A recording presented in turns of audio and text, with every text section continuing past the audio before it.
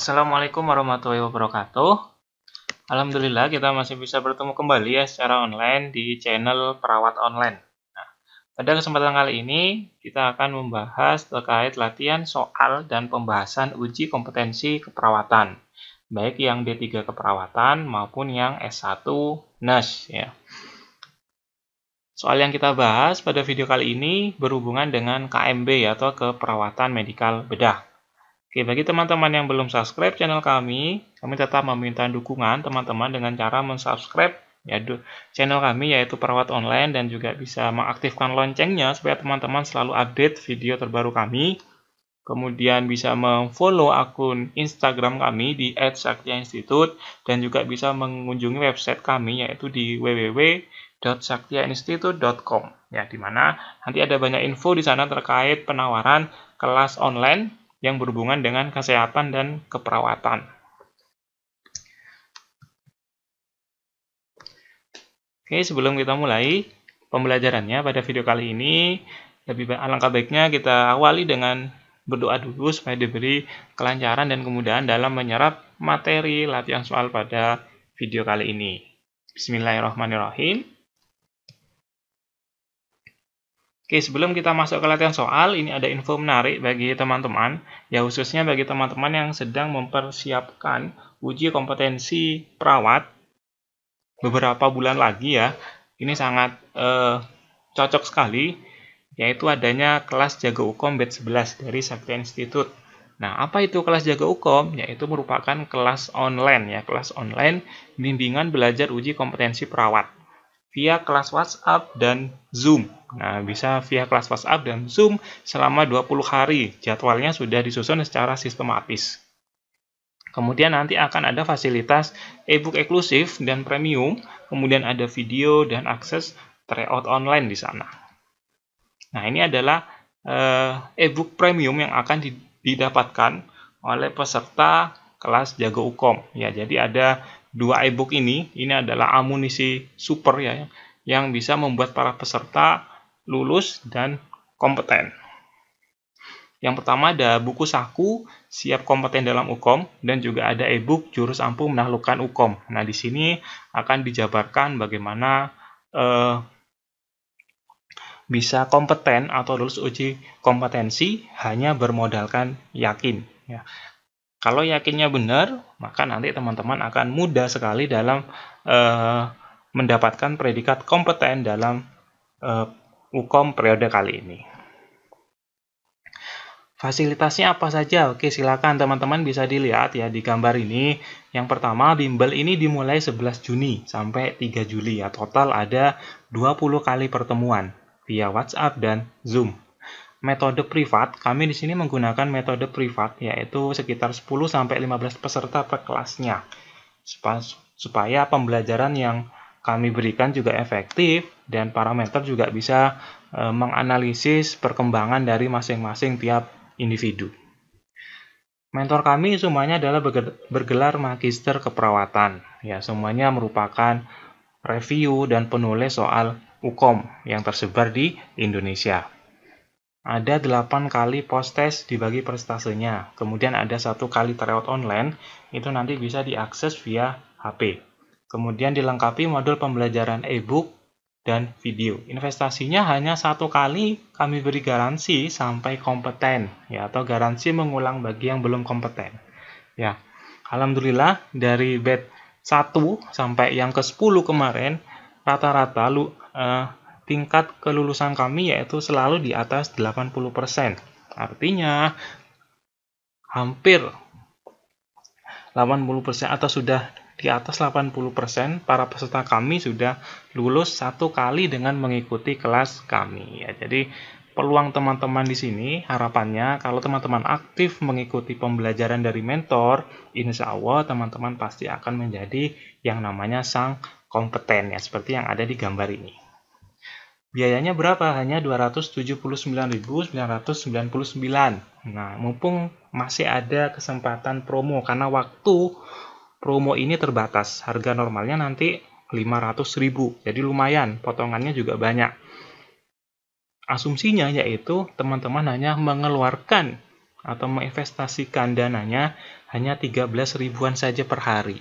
Ya, anggaplah teman-teman beli gorengan. Nah, tapi dengan investasi hanya 13.000 per hari saja itu bisa membuat teman-teman kompeten. Ya, asalkan teman-teman aktif dalam pembelajarannya. Info lebih lengkap silakan teman-teman bisa mengklik ya link yang ada di deskripsi video ini. Nanti di deskripsi video ini saya tambahkan linknya, teman-teman bisa klik di sana supaya mendapatkan info lebih detail terkait jadwalnya, kemudian bagaimana sistem pembelajarannya, dan testimoni dari para alumni kami seperti apa dan sebagainya. Di sana sudah lengkap, registrasinya pun ada di link tersebut.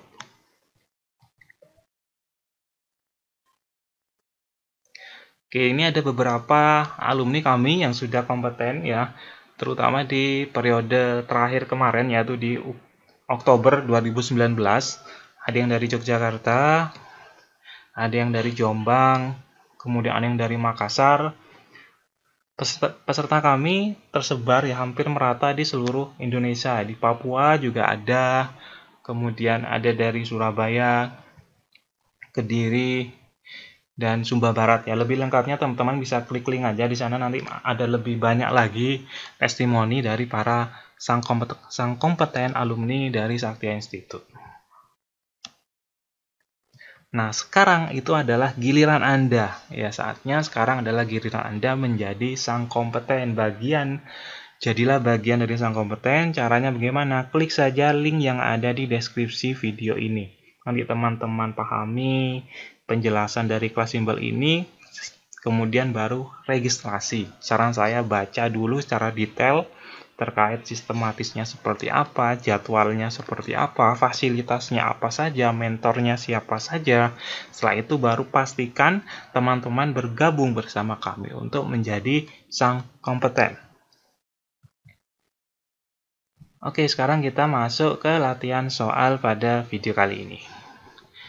Soal pertama, seorang laki-laki usia 25 tahun diantar ke UGD dengan keluhan diare sudah 2 hari, mual dan muntah. Tekanan darahnya 100/90, frekuensi nadinya 104, suhunya 38,5.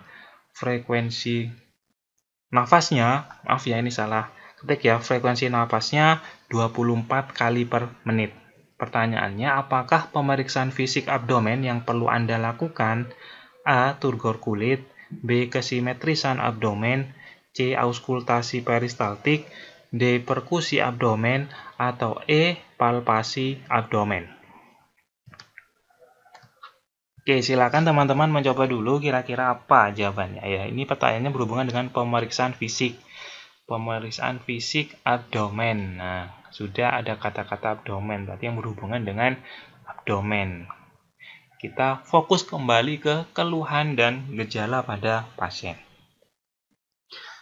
Oke, keluhannya apa? Keluhannya pasien sudah diare, sudah 2 hari ya. Kemudian ada mual dan muntah. Nah, ini ya, mual, muntah, diare. Nah, kira-kira pemeriksaan fisik abdomen apa yang perlu Anda lakukan berhubungan dengan diare? Jadi apa jawabannya?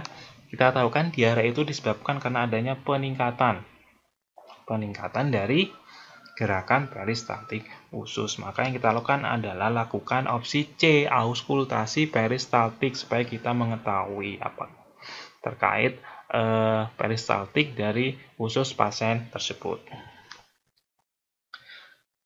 Soal selanjutnya, seorang perempuan usia 45 tahun dirawat di ruang isolasi dengan keluhan sesak nafas dan batuk.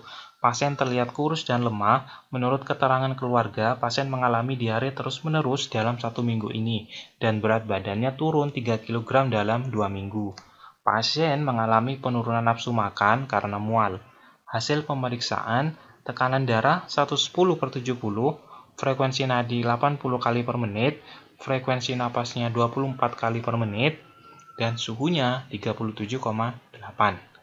Apakah tindakan keperawatan untuk mengatasi masalah di atas? A. Batasi aktivitas pasien, B. Kolaborasi pemberian nebulizer, C. Kolaborasi pemberian obat antipiretik, D. Menganjurkan untuk makan sedikit tapi sering, atau E. Kolaborasi pemberian analgetik. Oke, silakan teman-teman mencoba dulu. Nah, jawabannya kira-kira apa? Soal ini pertanyaannya berhubungan dengan tindakan keperawatan. Kalau tindakan keperawatan berarti kita harus tahu masalah keperawatannya ya. Oke, kita lihat, kita bahas ya langsung saja gejala dan keluhan pasien itu apa. Keluhannya di sini ada sesak nafas, ada batuk. Oke. Pasien terlihat kurus dan lemah. Kemudian pasien juga mengalami diare terus-menerus dalam 1 minggu. Berat badannya turun 3 kg dan 3 kg dalam 2 minggu. Nah, ini yang perlu digarisbawahi ya. Berat badan turun 3 kg, pasiennya juga mengalami diare. Pasien juga mengalami penurunan nafsu makan karena mual. Nah, dari data ini sebenarnya kita sudah bisa mengarah ya bahwa masalah keperawatan pada kasus pasien ini adalah berhubungan dengan apa? Berhubungan dengan nutrisi ya, karena ada penurunan nafsu makan, berat badannya sampai turun 3 kg dalam 2 minggu, kemudian pasien juga mengalami diare. Nah, itu. Jadi kira-kira jawabannya apa? Cari jawaban atau tindakan keperawatan yang berhubungan dengan nutrisi dari opsi A sampai opsi E. Ya, saya rasa teman-teman sudah bisa menjawab ya. Kalau sudah diberi penjelasan seperti ini, saya rasa teman-teman akan sepakat semua jawabannya adalah yang D. Menganjurkan untuk makan sedikit tapi sering. Kenapa kok tidak yang berhubungan dengan sesak nafasnya? Nah, perhatikan di sini. Keluhannya sesak nafas dan batuk, tapi kita lihat setelah kita lakukan pemeriksaan fisik atau TTV ya, tanda-tanda vital ditemukan, nadinya kondisi normal, nafasnya juga kondisi normal, 24 kali per menit. Ya, jadi di sana tidak masih dalam rentang normal. Untuk RR, nadinya pun juga kondisi normal. Jadi yang perlu kita garis bawahi yang berhubungan dengan nutrisi tadi ya. Di sini ada data berat badannya turun 3 kg dalam 2 minggu. Oke, jadi jawabannya yang berhubungan dengan nutrisi yaitu opsi D. Oke. Oke, soal selanjutnya, seorang laki-laki usia 50 tahun datang ke IGD mengeluh sesak dan nyeri dada sebelah kiri, menjalar ke bahu dan lengan kiri yang dirasakan secara spontan. Hasil pengkajian didapatkan tekanan darah 150/90, frekuensi nadinya 96 kali per menit, frekuensi napasnya 30 kali per menit, suhunya 38. Apakah rencana tindakan keperawatan pertama untuk mengatasi masalah di atas? Ya. A. Kaji fungsi pernafasan. B. Bantu pasien posisi semi-volar. C. Kompres dada dengan air hangat. D. Anjurkan klien melakukan distraksi. Atau E. Ajarkan pasien tarik nafas dalam. Oke, kira-kira apa jawabannya? Pertanyaan adalah berhubungan dengan tindakan keperawatan pertama. Berarti cari yang berhubungan dengan posisi atau tanda-tanda vital. Ya. Dijelas ya, jawaban yang tepat di sini adalah opsi B, yaitu bantu pasien posisi semi-volar. Oke. Oke, soal selanjutnya. Seorang perempuan 33 tahun dirawat hari kelima di bangsal dalam dengan diagnosa medis stroke. Klien mengalami kelumpuhan pada ekstremitasnya. Klien dibantu dalam pemenuhan kebutuhan sehari-hari. Pola aktivitas tergantung total. Klien tirah baring selama 5 hari di rumah sakit. Pemeriksaan vital sign tekanan darahnya 150/105. Frekuensi napas 26 kali, frekuensi nadinya 98 kali. Suhu 36. Tindakan apa yang harus dilakukan berikutnya oleh perawat? A. Melakukan pengkajian kekuatan otot. B. Melakukan room pasif. C. Pengkajian pola aktivitas. D. Pengkajian kepatenan jalan nafas. Atau E. Memberikan terapi oksigenasi. Oke, soal ini berhubungan dengan tindakan keperawatan ya, atau jenis soal yang berhubungan dengan tindakan keperawatan. Berarti yang harus kita lakukan yaitu kita harus tahu masalah keperawatan pada pasien ini. Kita melihat pada keluhan yang dirasakan dan gejala pada pasien. Ya, nanti juga bisa ditunjang dengan pemeriksaan penunjang, pemeriksaan fisik, atau diagnosa medis kalau misal ada. Oke, sekarang kita bahas ya pada soal kali ini, diagnosa medisnya stroke. Nah, stroke berarti kita sudah punya bayangan pasien ini stroke, berarti kira-kira masalah keperawatan yang berhubungan dengan pasien stroke itu apa saja, kita sudah bisa mulai mengarah ke sana. Untuk memperkuat, kita masuk ke gejala dan keluhan yang dialami pasien. Klien mengalami kelumpuhan, ya ada lumpuh pada ekstremitas. Klien dibantu dalam pemenuhan kebutuhan sehari-hari, kemudian pola aktivitasnya tergantung total, klien tirah baring selama 5 hari. Nah, ini berarti berhubungan dengan apa? Hubungan dengan mobilitas. Ya, berarti masalah keperawatannya bisa kita simpulkan pada kasus ini yaitu hambatan mobilitas fisik. Ya. Hambatan mobilitas fisik. Nah, berarti kita cari tindakan keperawatan yang berhubungan dari opsi A sampai E yang berhubungan dengan hambatan mobilitas fisik. Yang perlu digarisbawahi lagi adalah klien sudah tirah baring selama 5 hari. Nah, ini ya sudah 5 hari pasien tirah baring. Apalagi kondisinya sudah tergantung total. Ya, berarti dia sangat sudah tidak mandiri, tapi ketergantungannya sangat tinggi. Oke, kira-kira apa jawabannya? Langsung saja kita kunci. Oke, jawaban yang tepat yaitu pada opsi B, yaitu melakukan room pasif. Ya, mengapa room pasif? Ya, karena pasiennya ketergantungan total. Ya, kemudian mengalami kelumpuhan pada ekstremitasnya. Kalau lumpuh berarti kita tidak bisa mengajarkan atau melakukan room aktif karena pasien tidak bisa mandiri melakukan pergerakan. Maka dilakukan dengan room pasif, yaitu dibantu oleh kita, oleh tenaga kesehatan atau perawat. Nah, room pasif ini nanti juga bisa mengurangi atau meminimalisir terjadinya luka dekubitus. Ya, kenapa? Karena dia sudah tirah baring selama 5 hari. Ini sangat beresiko sekali muncul namanya luka dekubitus. Oke, jadi jawaban yang tepat adalah yang melakukan room pasif. Oke.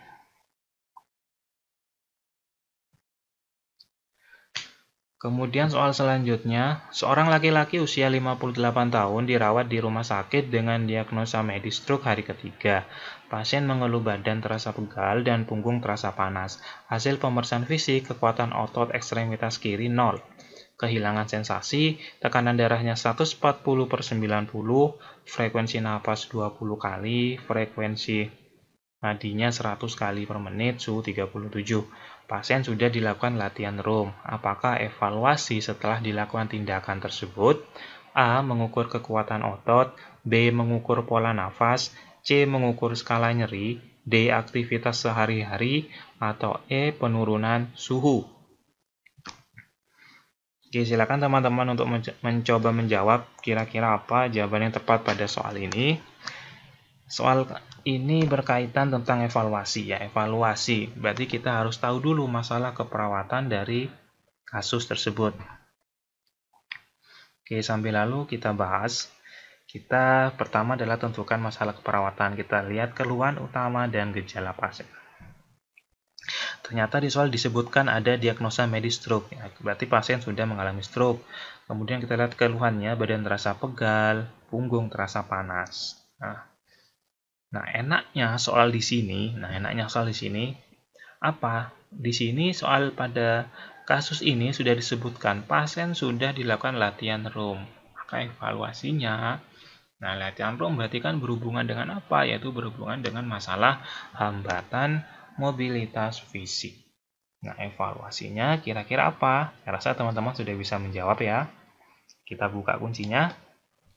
Oke, jelas ya, mengukur kekuatan otot. Nah, setelah kita lakukan latihan room, kita evaluasi nanti melakukan kekuatan otot. Apakah ada peningkatan dari skala kekuatan otot dari pasien yang telah dilakukan tindakan latihan room tadi. Oke, jadi seperti itu cara menjawab soal terkait evaluasi. Oke. Oke, kita sampai di penghujung video pada kesempatan kali ini. Terima kasih atas perhatian teman-teman semua. kami tetap meminta dukungan teman-teman yang baru menemukan video ini atau baru menemukan channel ini. Silakan teman-teman subscribe channel kami Perawat Online dan juga bisa follow akun Instagram kami di @saktia-institute ya. Semoga kompeten pada UKOM periode kali ini, tetap semangat dan yakin kompeten ya. Jangan lupa klik ya link yang ada di deskripsi video ini untuk mengetahui info detail terkait kelas bimbel UKOM dari kami Saktia Institute. Oke, teman-teman juga bisa menyimak video-video lainnya, tinggal klik saja gambar yang ada di sini. Terima kasih. Saya akhiri, semoga bermanfaat. Wassalamualaikum warahmatullahi wabarakatuh.